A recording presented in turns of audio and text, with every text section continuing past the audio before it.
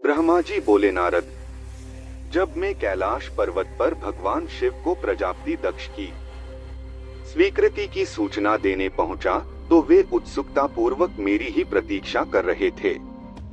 तब मैंने महादेव जी से कहा, हे भगवान, दक्ष ने कहा है कि वे अपनी पुत्री सती का विवाह भगवान शिव से करने को तैयार हैं, क्योंकि सती का जन्म महादेव जी के लिए ही हुआ है। यह विवाह होने पर उन्हें सबसे अधिक प्रसन्नता होगी। उनकी पुत्री सती ने महादेव जी को पति रूप में प्राप्त करने हेतु की उनकी घोर तपस्या की है।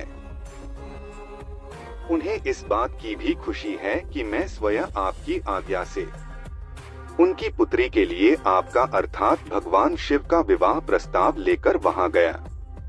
उन्होंने कहा, हे पितामह, उनसे कहिए कि वे शुभ लग्न और मुहूर्त में अपनी बारात लेकर स्वयं आएं।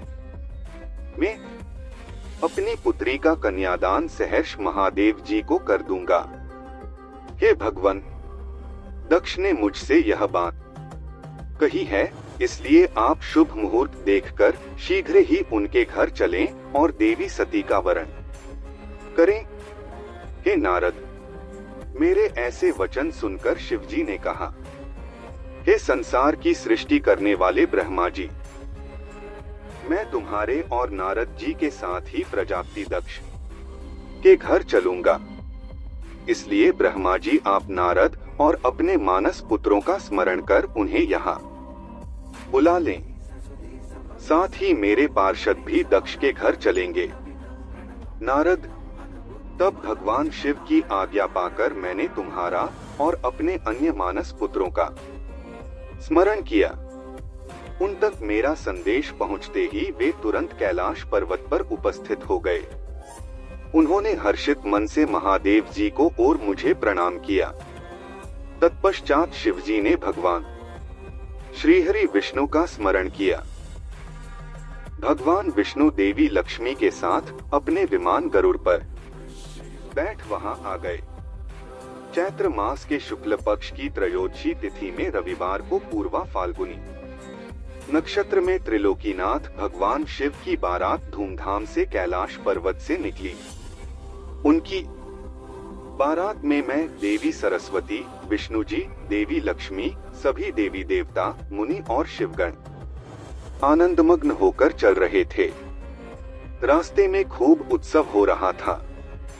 भगवान शिव की इच्छा से बैल, बाघ, सांप, जटा और चंद्रकला उनके आभूषण बन गए। भगवान स्वयं नंदी पर सवार होकर प्रजापति दक्ष के घर पहुँचे। द्वार पर भगवान शिव की बारात देखकर सभी हर्ष से फले नहीं समा रहे थे। प्रजापति दक्ष ने विधिपूर्वक भगवान शिव की पूजा अर्चना की। उन्होंने सभी देवताओं का खूब आदर सत्कार किया तथा उन्हें घर के अंदर ले गए।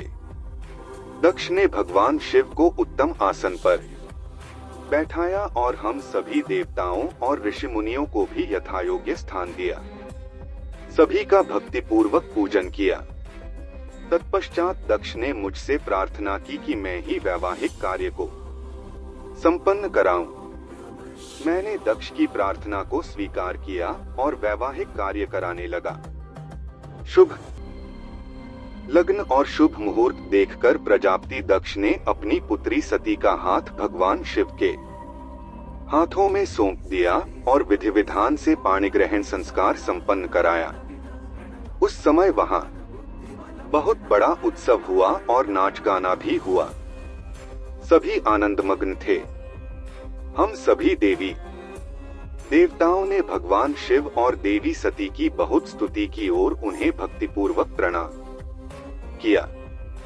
भगवान शिव और सती का विवाह हो जाने पर उनके माता पिता बहुत प्रसन्न हुए और महादेव जी को अपनी कन्या का दान कर प्रजापति दक्ष कृतार्थ हो गए।